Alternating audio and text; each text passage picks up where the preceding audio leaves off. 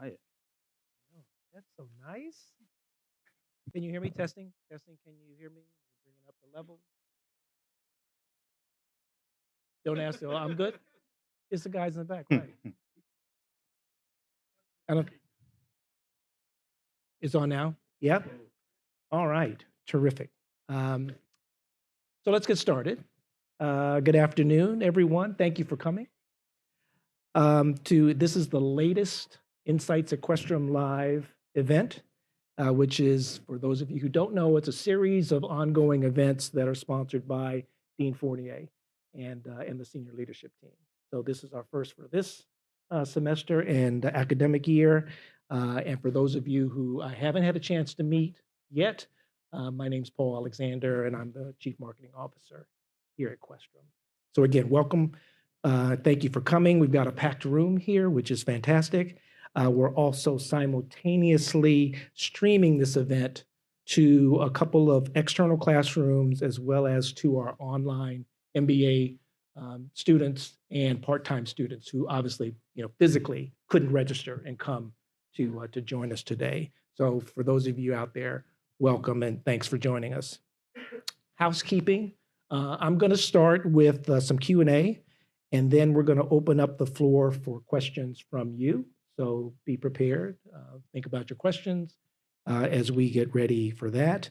And then we're going to end with why you really came, which is Sean has some Taco Bell trivia questions for amazing swag. Some swag. Prizes. So, like any good marketer, we're going to make you stay to the end to be eligible for that. So let me just start by asking all of you to give the warmest of Questrom welcomes to our guest, Sean Tresvant.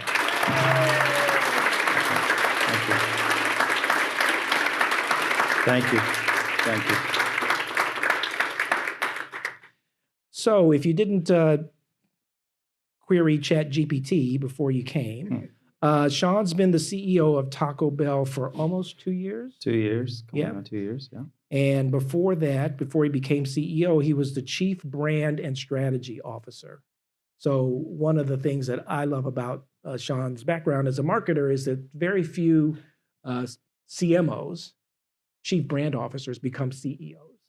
And so that's a rare thing. And we're going to talk about that in our conversation. But before Taco Bell, Sean spent 15 years at Nike. So 7.5, half of that at Nike, half of that on the Jordan brand.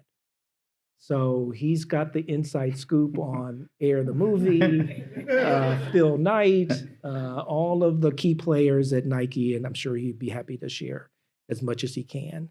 And before that, like so many elite marketers, Sean worked at Pepsi and Time Inc., Sports Illustrated.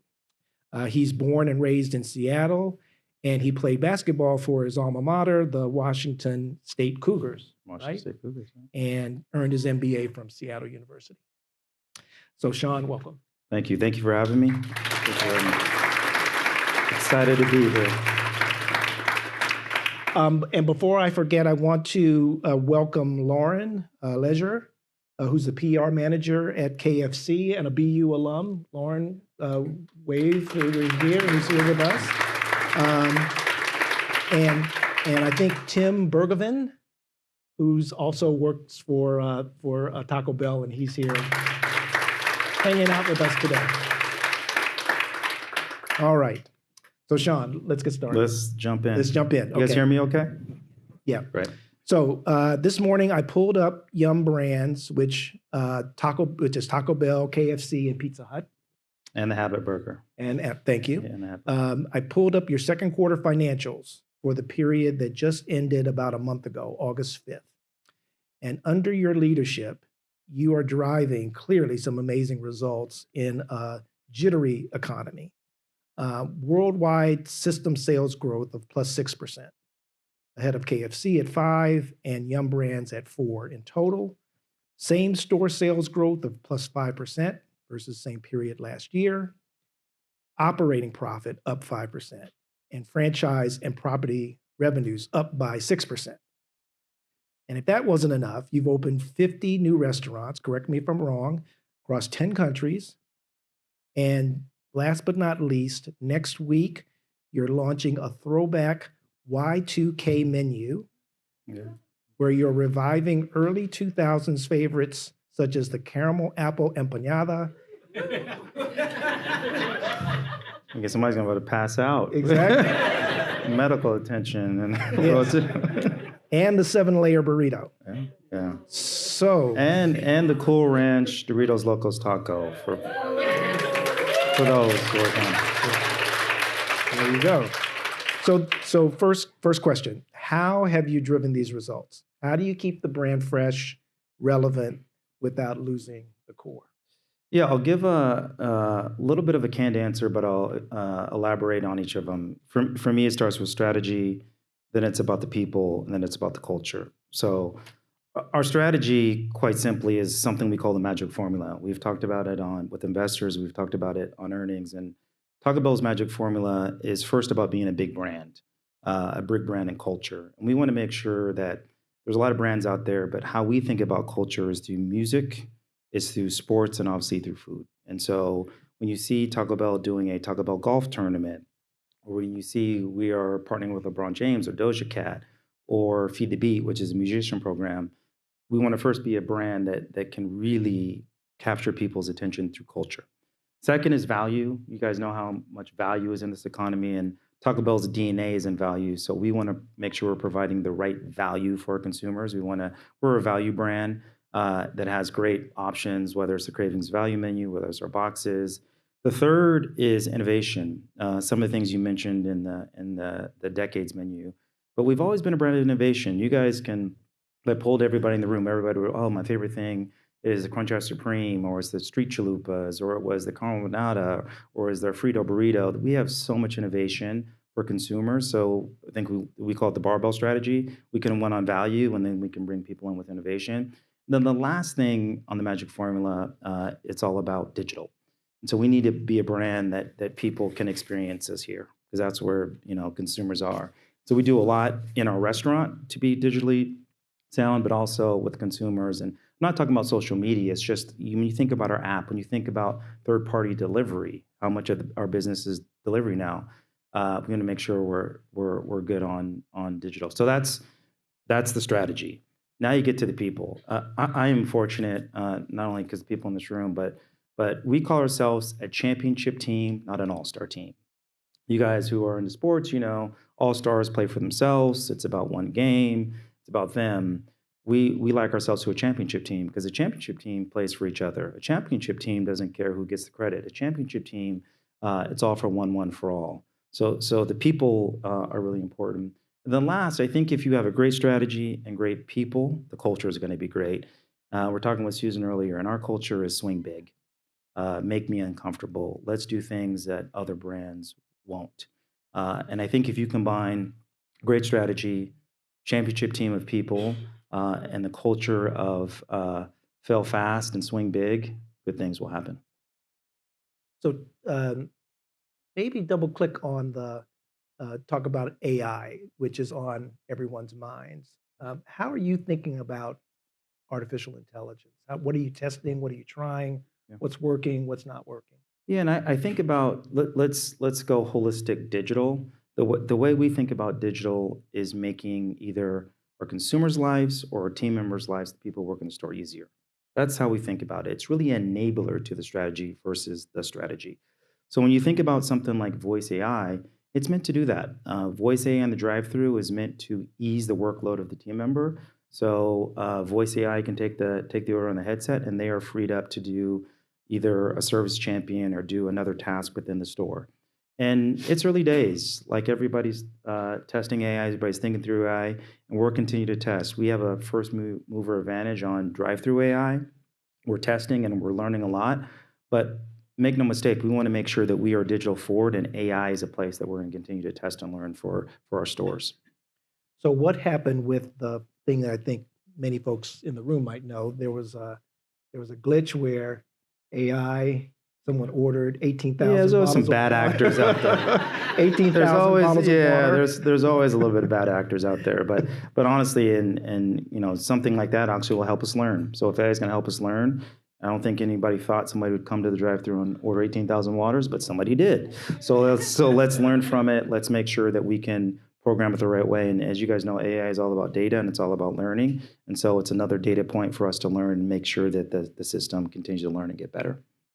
So, Sean, did you develop the barbell strategy? And is that one of the reasons you're succeeding, that you're always simultaneously thinking about value and then innovation and indulgence on the other side? Yeah, and I don't know. I won't take credit for it in that it's a strategy probably and a philosophy. Like how do we make traffic is king in QSR? How do you bring people into your store? And so as we think about it as a team, value as I mentioned, very important, especially in these the consumer's pressured in these times. So we know we have to be great on value, but at the same time, people like new and exciting things. If you're a consumer brand, whether you're Nike, Pepsi, Taco Bell, you need to have some new products, new exciting things, and I think we do them both very well. And we can stretch on value with anybody, and we can stretch on innovation with anybody. And I think just the duality of being great at both. I don't know if we coined barbell, but it's the barbell strategy. Got it. Got it. And now you've got a new beverage strategy that's coming Yeah, out, right? Can you yeah, talk about that? And is that going to follow the same yeah. barbell approach, or is it going to be different? It'll be slightly different. For us, it always starts with the consumer. And as you guys get into your careers, and for us, it always starts with the consumer. So we don't do anything unless there's a consumer insight, a consumer need, a consumer want from it. So for the past 2 years, we've been thinking about where are consumers going with restaurants. And obviously, if you look at beverages, if you think of, I don't know, Dunkin', I think is here, Starbucks, Dutch, and all the beverage brands that pop up, beverage is something that we think we can do very well in a Taco Bell way. And so we had an idea of what if we took a beverage business and put it inside a Taco Bell and called it Live Moss Cafe and served iced coffee, shakes, chillers, refrescas. It would probably do pretty well. Lo and behold, there's one in Chula Vista, California that's just a test, one store, but it's blowing the doors off of it. And so for Live Moss Cafe, it's part of a beverage strategy or overall brand strategy. And it's more simply put, Paul, just like let's be where consumers are. And they are right now in our industry. Beverage is a thing that where consumers want to participate. People like beverages in the morning. People like to snack on beverages early afternoon, use it as a treat late afternoon. So there's many day parts, high margin. It's a really, really good business for us to be in. Now, I know you did some store visits. Is Boston a possibility for Yeah, rollout? yeah, we're gonna roll it out. We opening one in California, one in Houston this week. Plan to have 30 by end of the year, Okay. and we're gonna test them in near college campuses where there's a lot of foot traffic. Test them in the suburbs, big cities, small cities. We're gonna test different formats, different sizes, different areas. See what works, and then try to roll it out. Definitely in 26, but probably full rollout in 27. Got it. Got it. Okay. Um, so let's jump into Nike and the Jordan brand. Huh? Talk to us about your time at Nike, highs and lows, and maybe a story that no one in this room would ever have heard. That's good. That's good. I'll tell you this. Paul mentioned it, but I worked at Pepsi, worked at Sports Illustrated, and then when I had the opportunity to go to Nike, because I grew up in the Northwest, obviously Nike's in Portland. I played college basketball a long, long time ago. I'm a true sports fan. So being able to go to work at Nike was like me hitting the lottery. It was like I won. And so I walked in day one, and it ended up being a 15 career. But I always tell people I probably got my PhD in marketing from Nike. Okay. I got a master's degree.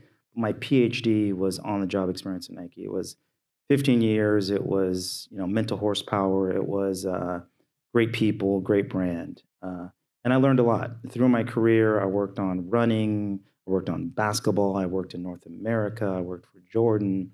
I had multiple. I worked in sportswear, which is kind of like the non-athletic part of Nike. I had a really great time. I learned a lot with many great stories. Probably the story I will tell people is I think the first time now, the era I grew up in, Michael Jordan, like it's like when ESPN started and Michael Jordan became this mythical creature. And so watching him in college on TV, and then fast forward 15 years later, you're in a meeting with Michael Jordan. Your head almost spins around and like, what is going on? But you got to play it cool. You got to play it cool, right? You're the CMO of Jordan. He wants in, he's asking. So Right. it's just a surreal experience to be able to have the opportunity to work on such a great brand like the Jordan brand and be in the room with one of your childhood idols and actually be able to talk marketing with one of your idols. Truly surreal experience. Great brand, 15 years. And then this little brand in California named Taco Bell came calling, and it was the right time for me to go look at something different. Now, did you touch like every part of the Jordan brand, the apparel, the movie, um, all ancillary products? Did you have a hand in all of that, or did you have a lane and then other people handled other parts of the lane? When you think about Jordan, it's smaller than Nike. So it's I think it's about a $7 billion brand now. So honestly, it's entrepreneurial compared to Nike, Okay. which is a $50 million brand. So it was very entrepreneurial. I would say as a CMO of Nike, you touch it all, at least how it comes to the consumer. Did I make the footwear or have the stories on the footwear? No, but how that footwear came on sneakers or came to consumers, absolutely. Yeah, yeah. We talked about it a little bit earlier, but Nike's gone through some problems, changes. What Yeah. what do you think? Why have they how did they lose their way, and do you think they can get it back? Yeah, I think one of the reasons they lost their way is they lost touch with the consumer. I think all great consumers brands need to keep your finger on the pulse of who your consumer is, what changes are happening in the world that's just going to change their world. Obviously, competition's not going to lay dormant forever. There was this like perfect storm of they lost touch with the consumer, product didn't wasn't that great. They kind of made a little misstep with the wholesalers who were selling the brand. It all kind of hit at once, which caused it to be a little shaky.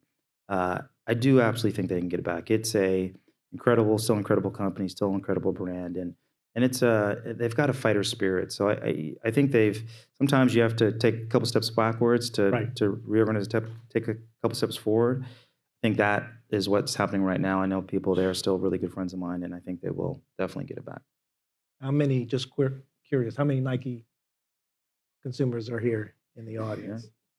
yeah, Not bad. yeah, Okay. not bad, not bad. Okay. More than I thought. More than I thought. Um, Terrific. So I did want to talk to you about going from marketing CMO to CEO. Yeah.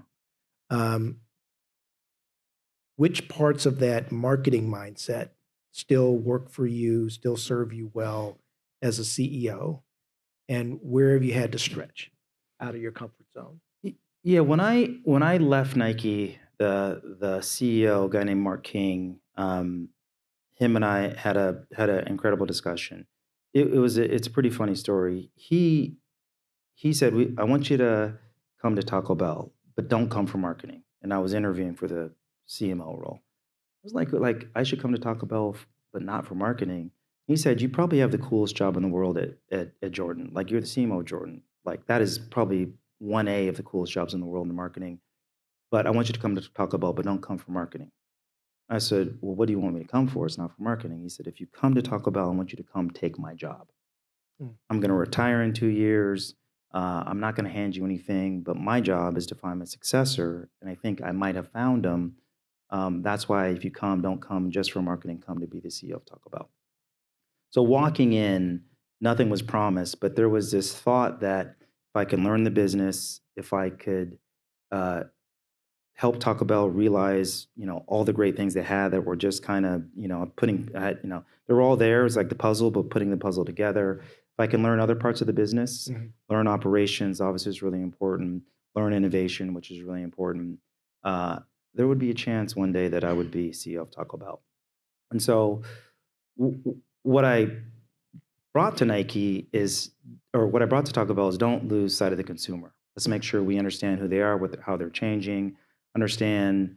what makes Taco Bell special and how do we fuel that flame? What is Taco Bell not good at, and how do we grow that?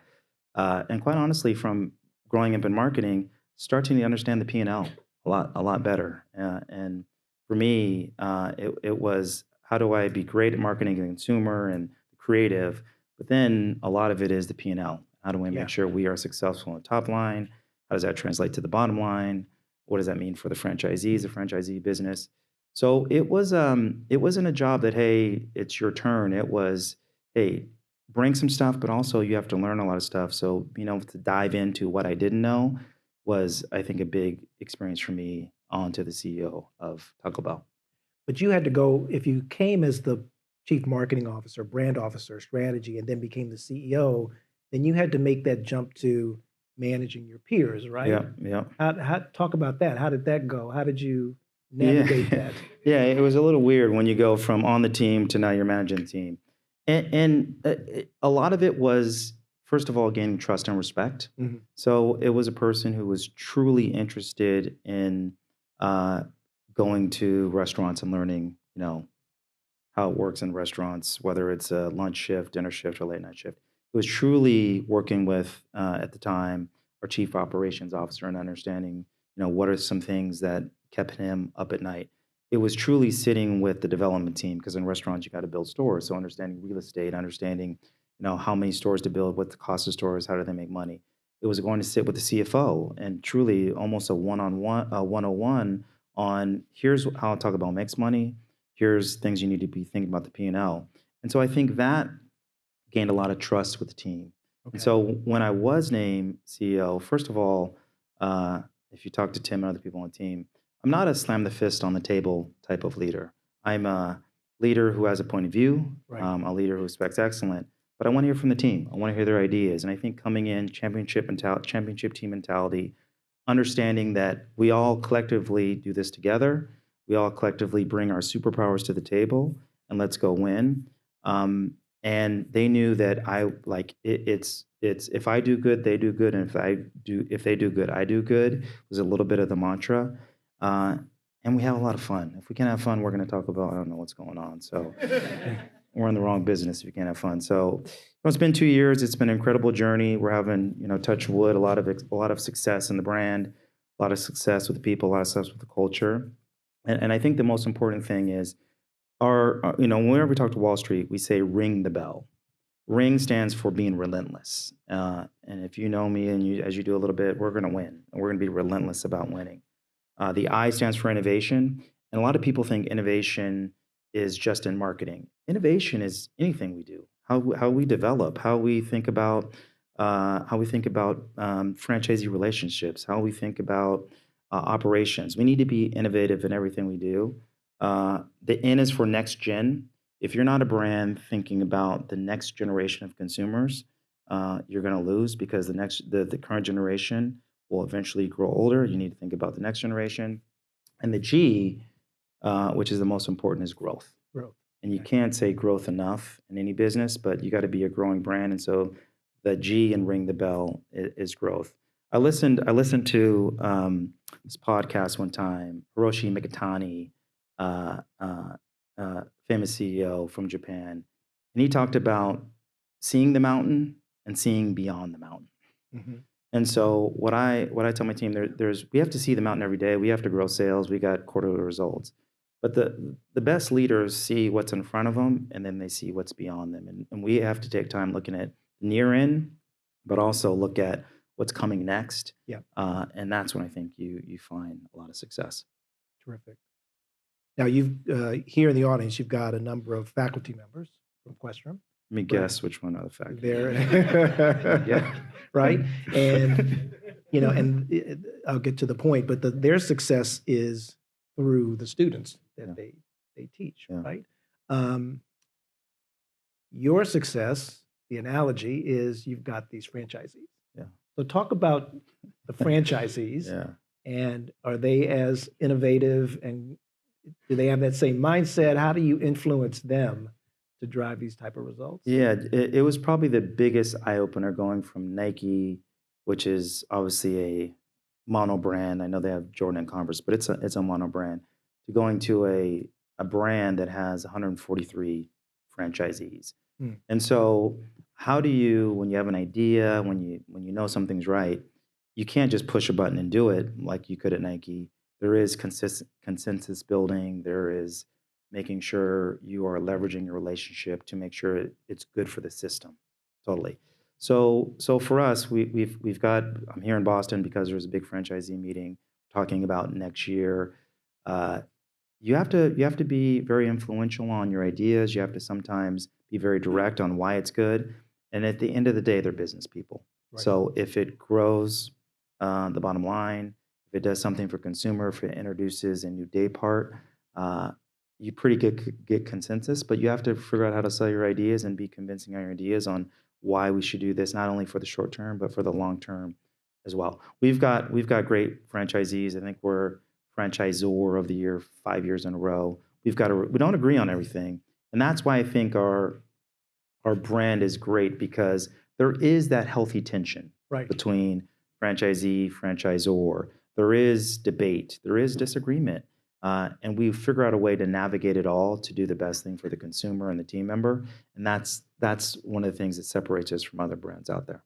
Now, did they haze you when you started? No, not too bad, not too bad, not too bad. I did have to get on. I mean, they're obviously all over the country, so the hardest thing was, hey, when are you going to come see me? And it's franchisee 98, and you're like, Right. well, maybe in 2 years I'll get done. But I get on the road a lot. I see them a lot. We have a lot of meetings, so Okay. we get to spend a lot of time together. Excellent. So we have a lot of students in the audience, MBAs. What skills or experiences would you prioritize for them to prepare for their next 5 to 10 years of leadership? Yeah, I'll start with I get a lot of resumes, and the one thing I look at, or when I meet them, is not only where you went to school, not only how many languages you know, not only where you internshipped, because I think today's skill set, the tangibles are important. Your degree and where you worked, your experience.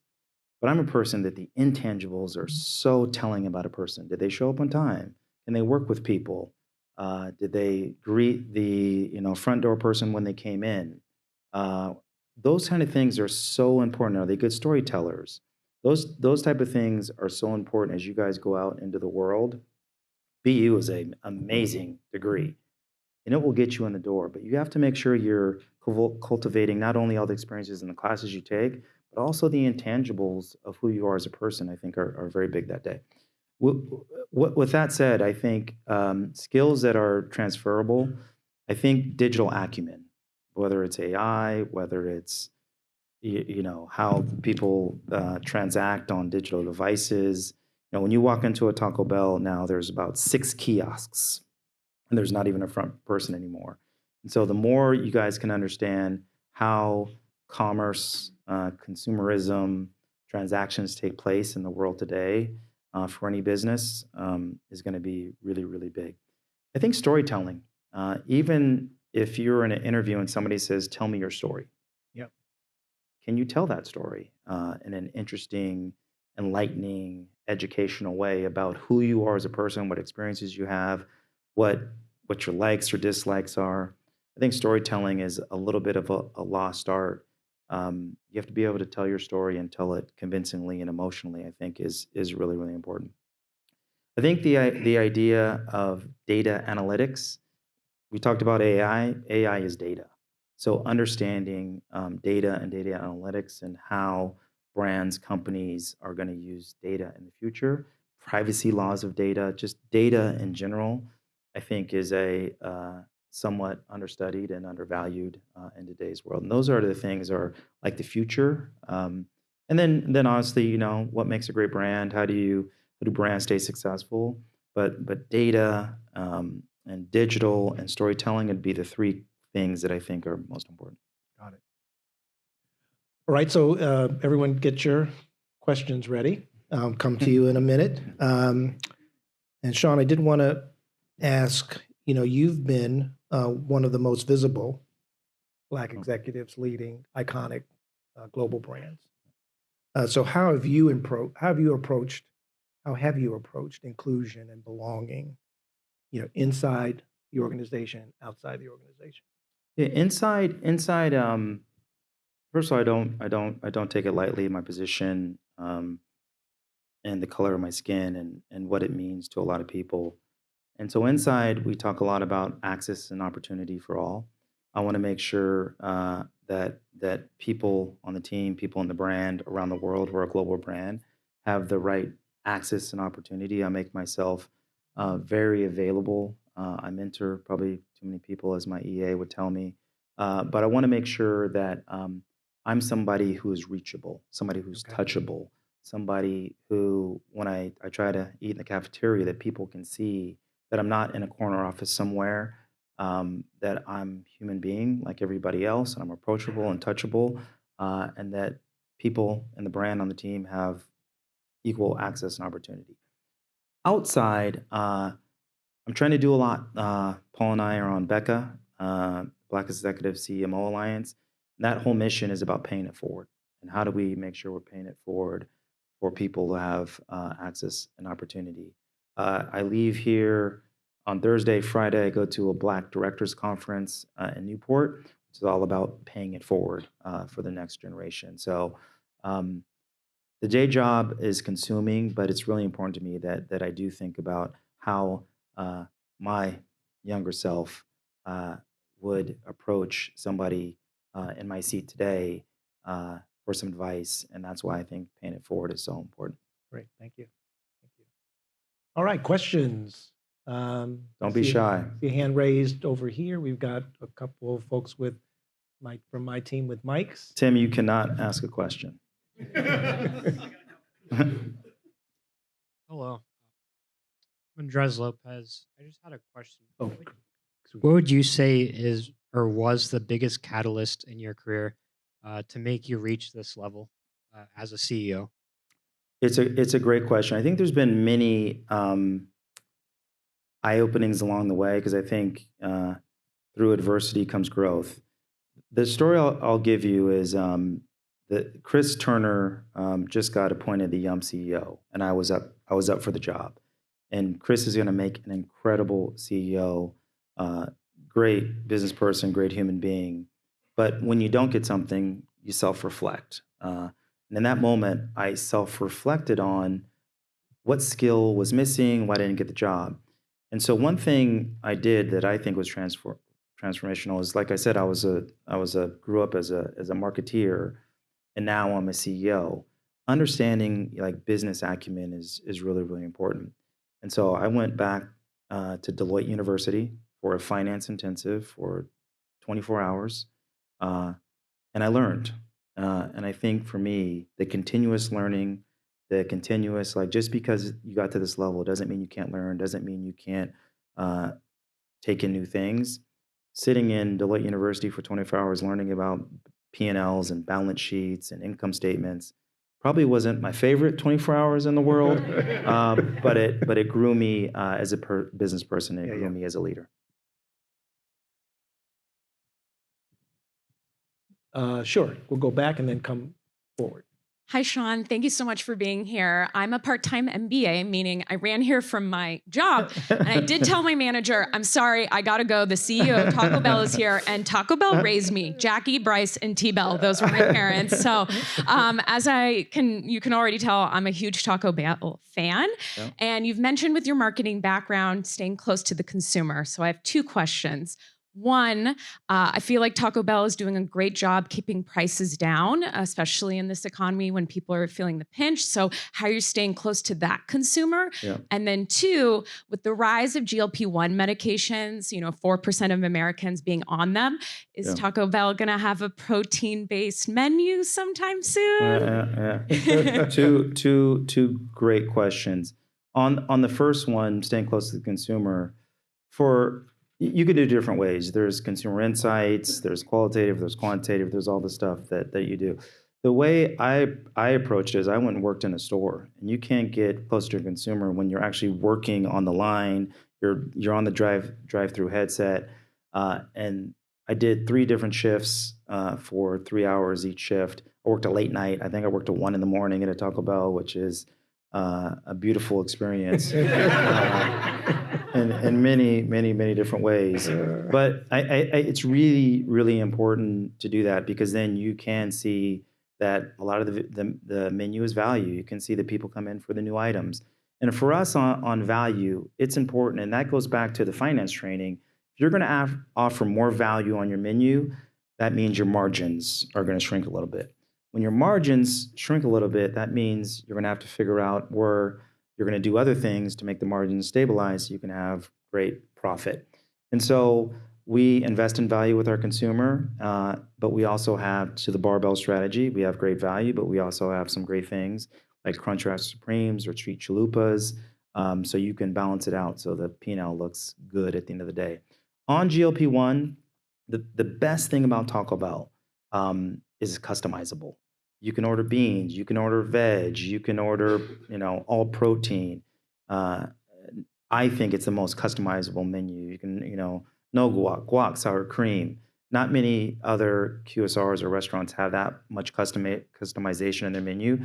So while GLP is something we think about, we know it's our strength. We can offer a lot of different proteins, a lot of different flavors and forms for the consumer that keep us top of mind.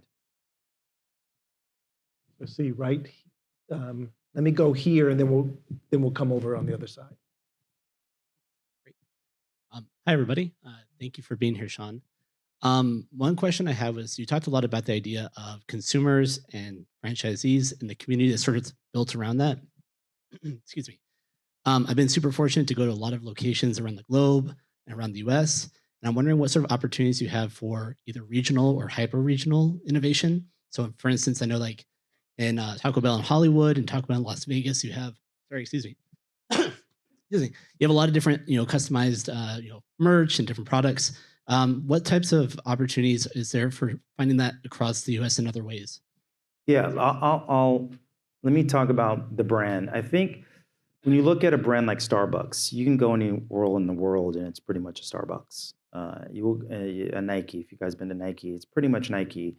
We call it the 90-10, 80-20 rule, where we want the brand to feel, look the same no matter where it is in the world, but then offer 10 to 15%, make it local. So in India, we're in about 1,000. We have about 1,000 stores internationally. So the brand will feel, when you go to India, it'll feel like Taco Bell, but obviously it'll have heavy veg, paneers, since it's India. When you go to China, there'll be different stuff. So what we don't want is to flip the model internationally and say, you go to Taco Bell and you don't even know it's Taco Bell because it's 90%, Australian and 10% Taco Bell. In the US, it's pretty much, Taco Bell's probably 90-10, but in stuff, and then the places you mentioned like Vegas, it's a cantina, so there's alcohol on the strip, and you can get, the big gobbler. Not that any of you guys drink, but if you did go to Vegas, you get a big gobbler. In Hollywood, we opened up a historic cantina. So we have like the cantina has old film pictures. So we want to make it local. I was talking to the one of the franchisees who's from here. He owns the cantina in Tennessee on Broadway in Nashville, and so he has a lot of music. He has music acts. So we give them, we'll call it the brand standards, but we also want to make sure that there's so many great local stories, local artists who can paint on the wall to make sure it feels like, their Taco Bell as well. I promise we'll come back. Let me go over to this side, and I see someone on the far right. Oh, I see two hands, actually. Yeah. Thanks, Will. Hi, Sean. Hi. I'm Drishti. My question was, so basically, they say that staying in a company for like over 3 years, 5 years, they say like, it's redundant. You are not really opening up, and it just like does not have a good image. But like, since you had a good run in Nike, and you are a CEO, you are a CBO and a CEO now in Taco Bell, like how's your opinion regarding like staying in a company for a long time, having loyalty, and I guess like being in the company? Yeah, great questions. A lot of great questions. I think it's all depending on if you're growing. There's a person that works at Taco Bell, a woman named Liz Matthews, who is the chief food and innovation officer, who's been there 25 years. So all the great things you taste, she makes. She's been there 25 years, and her insight into the brand, into the consumer, into business problems is really, really fantastic. She's been there 25 years. She still stays entrepreneurial. And so while she's been there 25 years, I think from my standpoint, she is invaluable, this institutional knowledge to have in the company. And then from her standpoint, she's still having fun and still learning. So I think you can be in a company 25 years and still add value and still grow and still contribute. On the other hand, there's people, Tim in the room has been at Taco Bell 3 years, and he brings some fresh thinking, he brings different ideas, and he is very valuable on the team as well. And so from my standpoint as a CEO, I want diversity, capital D. I want, different, the way people think, the way people look, where they're brought up. And short people have been there, a little bit of time and a longer time. I think the crux of your question is, I always think don't chase. Like chasing jobs or chasing titles or chasing money is not a recipe for success. And so as you guys go out throughout your career, first of all, love what you do. And if you don't, then maybe it's time for a change. But there's always going to be a different title. There's always going to be a little bit more money. There's always going to be a different opportunity. But I think when you start, chasing something, that's when the career gets a little sidetracked.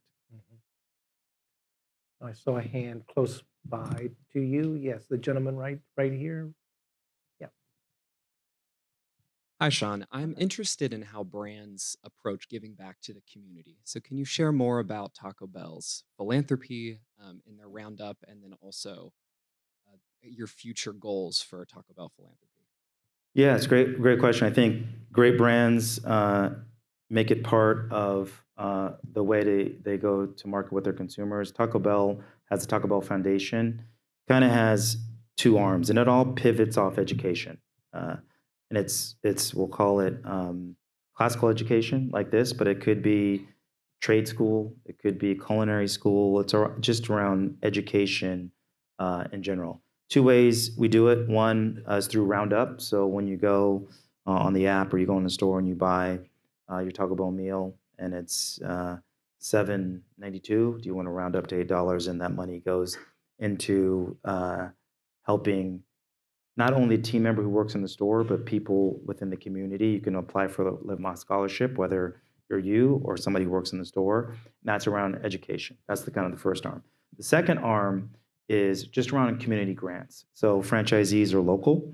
And so if a franchisee says, hey, I am big into, or my community is big into the YMCA, we offer them the ability to localize their community giving through stuff that matters in the community. If you're in the Midwest, it could be around sustainable farming. If you're in the East, it could be around whatever is important in your community.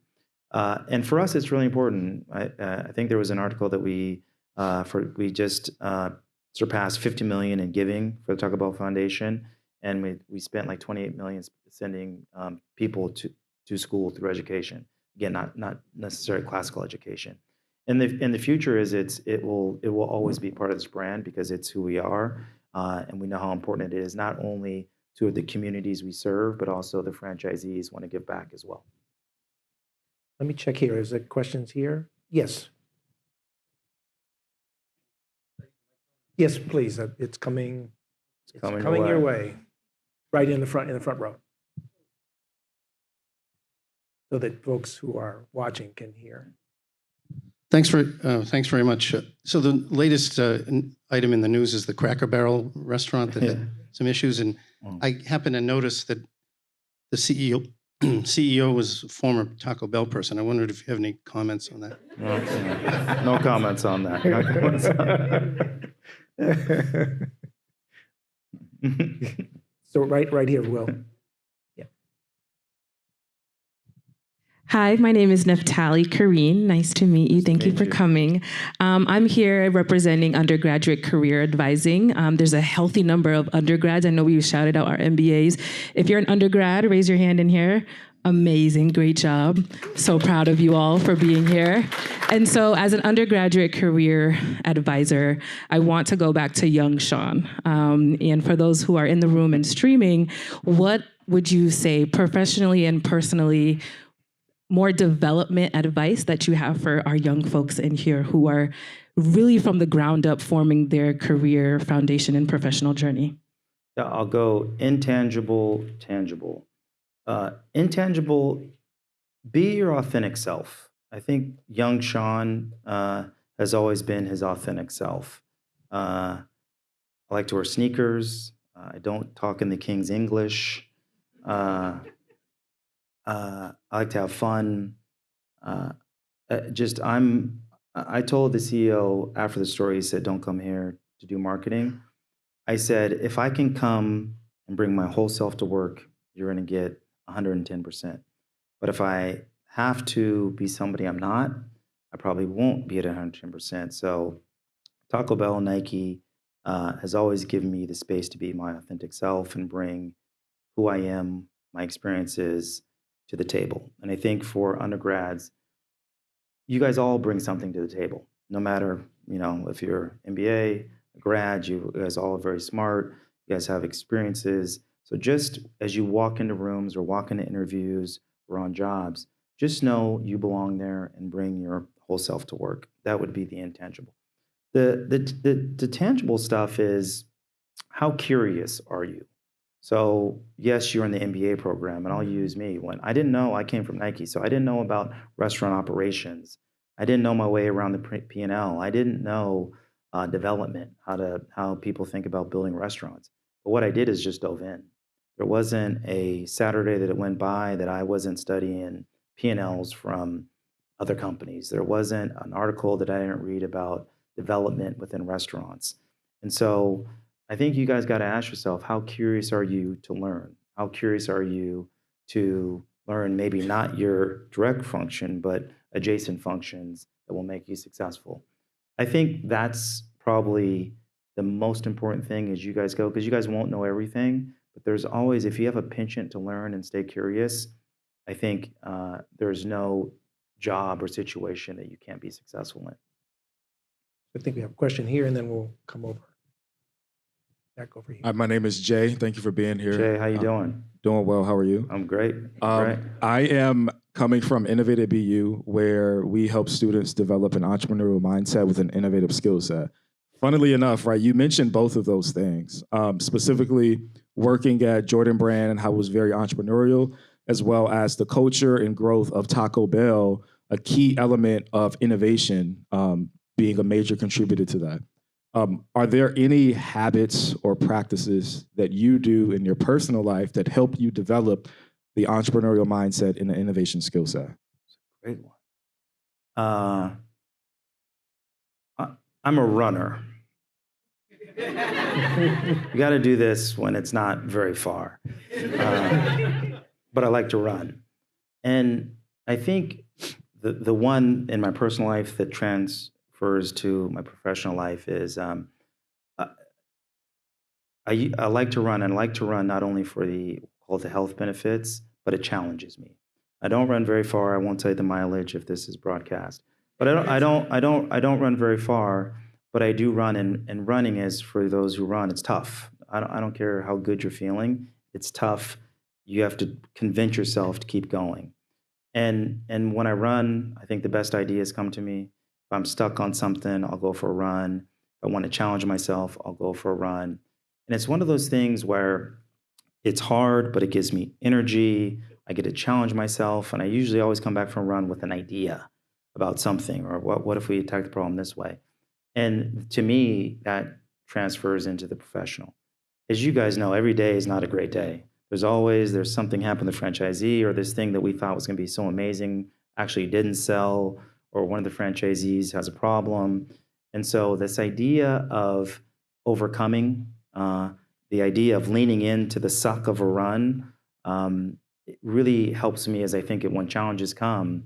I always think, well, the run I went on 2 days ago, I went a couple miles and I didn't want to go further, but one step after the other made it happen. And so when tough situations come at work, I always go back to this isn't as hard as the run I had this morning, because that run I had this morning was really, really tough. I think, let me just go, there's right back, yeah, yes. One in the middle, okay? Okay, there and then here. So one of the things that really struck me was the way you said that you built consensus with the franchisee owners, but also exerted influence or were influential in your decisions, right? How does one do that? How does one be influential in their decisions? Is it the tactical experience? Is it the background? As someone aspiring to be a leader, what are the things that you should look at in terms of influence? Yeah, for me, a lot early on, it was a lot influence on how Taco Bell shows up with consumers. And my background with Pepsi and Nike, I had a strong point of view on how Taco Bell should show up in the world. And at the end of the day, I was the functional expert and they were franchisees. So they were building off my knowledge base on, hey, you've worked at Nike for 15 years, you've worked at Pepsi 15 years, you've got some great marketing experience, you've come into this brand.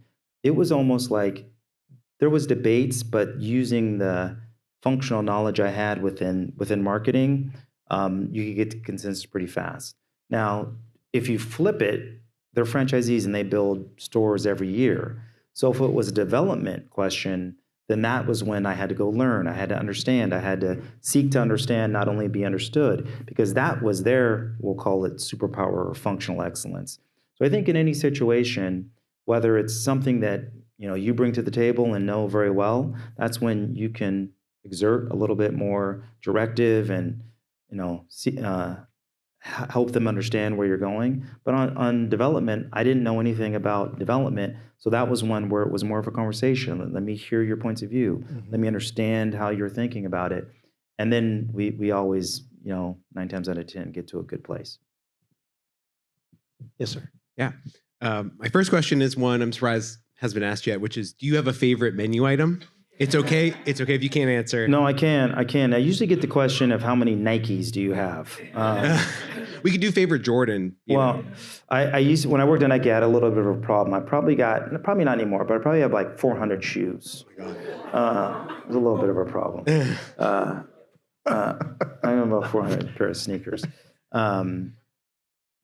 So that's that question. Menu item, it depends. My all-time favorite is crunchy tacos.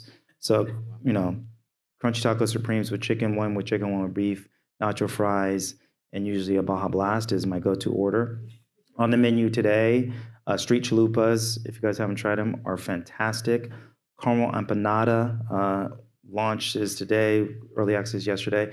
There's so many great items. And I usually, this is why I make sure that I run. I usually eat Taco Bell probably 3 times a week. Wow. Yeah, my monthly crunch wrap is a... Yeah, there you go. So, yeah. My second question is, I'm curious how you view UGC, user-generated content, as someone whose TikTok feed, maybe unsurprisingly, has a lot of Taco Bell content. How do you sort of balance the sort of quote-unquote free promotion and the ability for people to kind of tell their own Taco Bell story with maybe concerns about guardrails, people going too far, trends that might impact stores and all of that? Yeah. I like how we asked 2 questions in one. That's good. That's good, Stu. I would say it's really important. We've always been a brand for the fans. So we do this thing called Live Moss Live, which is unveiling the menu for the whole year. We did it at the Super Bowl. We did it last year in New York. And it was all about the fans. The most question I get is what's going to be on the menu. So we decided to do this thing called Live Moss Live, where we unveiled the whole menu for fans. We did a Bad Birdie golf tournament like a month ago, and it was for the fans. And so we've always been a brand that I think makes us a little unique is for the fans. And so if you're a brand for the fans, and then it's got to go all the way through your whole ecosystem. So when you think about UGC, really, really important. And so whether it's as you can imagine with 7,500 plus Taco Bells in the US, we ask for fans to send us pictures from them at their favorite Taco Bell, whether it's at sunset, whether it's drinking a Baja Blast, whatever it is. So we get a lot of UGC into the brand. And then we can choose what's appropriate, what's not. But it's a really important point, whether it's film, it's video, is involving the fans into the brand. We want to be a fan-led brand. And the only way you do that is create relationships with your fans. And we're doing that a lot through the stuff you see on TikTok and Instagram and the rest of the social channels. Okay, we're going to cut the questions off here. Let's go one more. Yes. One more. Oh, she has the mic. Oh, see, that's the power of the mic. Yes, please. All right. Hi, I'm Caroline, second year full-time MBA. My question, I'll take you back on the AI situation. So you're in the food industry, but it's also service. Mm-hmm. And because it's service, human connection is linked to how people experience services. As you're working AI and all these innovations into Taco Bell's offerings, how are you thinking about maintaining that feeling of connection? Great question. If you think about the ways you can interact with Taco Bell, there are a lot. So you can come into a Taco Bell and order off a kiosk. You can go to the front counter. You can order a third-party delivery. You can order and then go pick it up. You can go through the drive-through. And we're interrogating every touch point of the consumer experience. It's really important is to think through, as there's used to be one way to order Taco Bell. You walk in front counter, and now there's 15 ways to order Taco Bell. And so every part of that consumer experience is very important to us. And what should the experience should be? Human interaction is very important to some people. It's not for others. I have kids. They would much rather just order on DoorDash, not have to deal with anybody. And that's one part of consumer experience that they want. There's another that they want to see a friendly face. They want to know that somebody's taking their order. And so for us, it's not one size fits all. And we need to make sure that whatever the experience is, whether it's AI on the headset, whether it's at the kiosk, whether it's through third-party delivery, that every consumer experience with the brand is fantastic. And that's not one thing, one and done. That's continually, so every day we're thinking about how do we make sure that we have great relationships with third-party aggregators, so the delivery experience is great. When you come into our store and you just want to order off the kiosk, if you can't figure it out, we'll have a service champion come around the corner and say, hey, let me help you get your order. If you want to order at the front counter, we have people who will take your order at the front counter and actually take cash, which is odd these days. So I think it's a great question, and I think human experience is important for some people, and absolutely it's not for others. We have to make sure that we're good at it all. Human experience, kiosk experience, delivery experience, front counter experience, that's what's important to us. Okay, so we're going to segue into the trivia portion of our show. So I got some questions. We got some prizes. I'm going to throw some of these out because they're too easy. Okay, how are we going to, are you going to recognize, because 10 hands will go up. Who's going to call on the person? I'm gonna be the unpopular person. Okay. As long as it's not me. As long as that's me. In 2022, Taco Bell brought back a famous item called the Mexican pizza. We had a influencer, singer, musician help bring it back. Who was the person that helped bring it back? Right here, on the little, yes, you. For both of you guys. We got something for both of you guys. Okay. Doja Cat is right. Okay, next question. This is kind of easy one. What year was Taco Bell founded? Right here, you. Wow, you even got the date. See, you guys are good students. You got the date. Right here. At what time did he? Okay, I need to dial it up and go a little harder.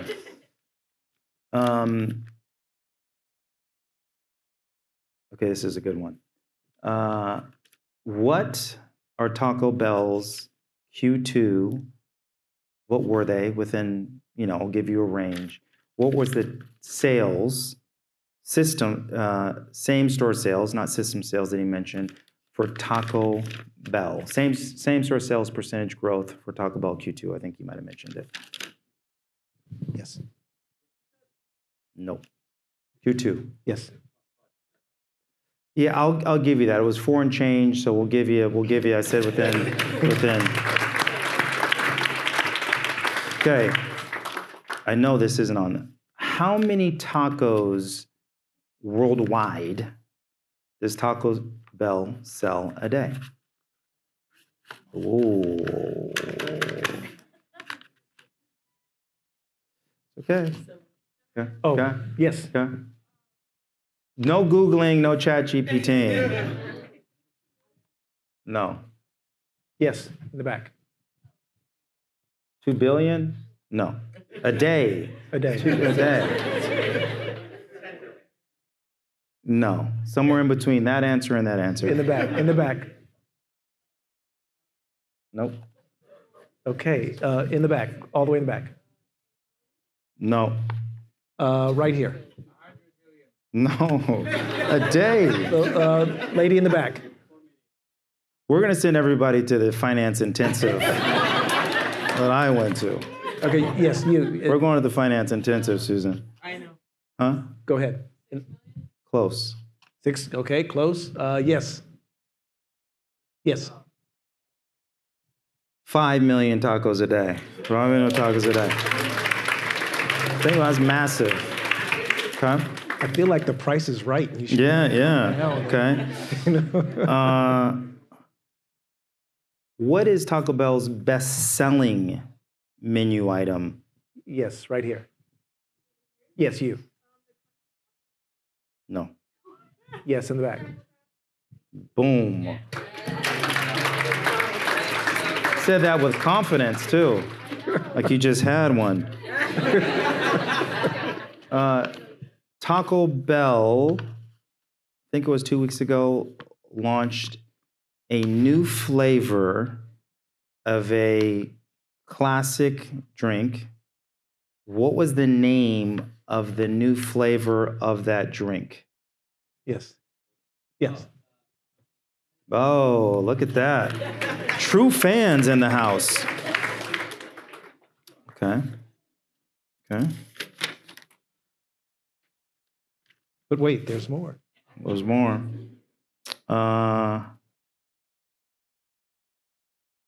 Can anyone, you only win if you can name all 4.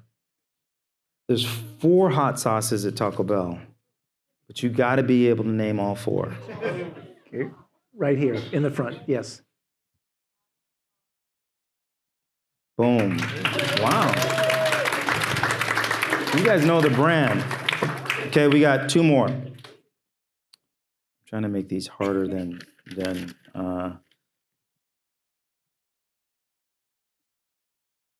okay. What year was that? I think it was 3 years ago. We, believe it or not, Taco Tuesday's trademarked. It was trademarked. And we, as the brand, said, it'd be like trademarking Happy Birthday. Who in the right mind trademarks Taco Tuesday? Taco Tuesday should be for the people. And so we liberated it. It's not trademarked anymore. But we liberated it with somebody. Somebody was the lead person helping us liberate Taco Tuesday. I'll let the professor. Yes. LeBron James. Okay. You guys know the brand. Okay, last one. I don't know, it's too easy. They gave you softballs. I'm not gonna give you guys softballs. Let me think of something. Okay. This will be outside of the US. Outside of the US. What country has the most Taco Bells? Yes. Used to be, but not anymore.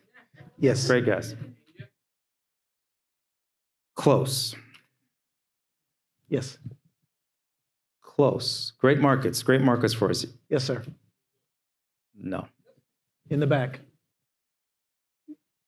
Nope. I'm counting Canada, North America, so we'll still give you. Canada has a lot of stores, they don't have the most, but I'm counting outside of Canada, and the U.S. Right here, sir. Right here. Yes. Quick glasses. Nope. To the right. Yes. Nope. Said In the back. Yes. no stores in Mexico. Wow. Okay. Soon we'll have some stores in Mexico, but no stores in Mexico. Yes. Yes, sir. Right here. Think close, or think, yes, the UK. All right. It's been an absolute pleasure to be with you guys. I have a lot of heart for this. I had a lot of fun. I thank you guys for having me. I feel like I wake up and pitch myself. I think I'm, sometimes the luckiest guy in the world that I get to wake up and go work at Taco Bell every day. Part of it, to Paul's point, is to make sure I give back, because I was all sitting in your seats one time. So any piece of knowledge you got from this conversation, it warms my heart. So thank you.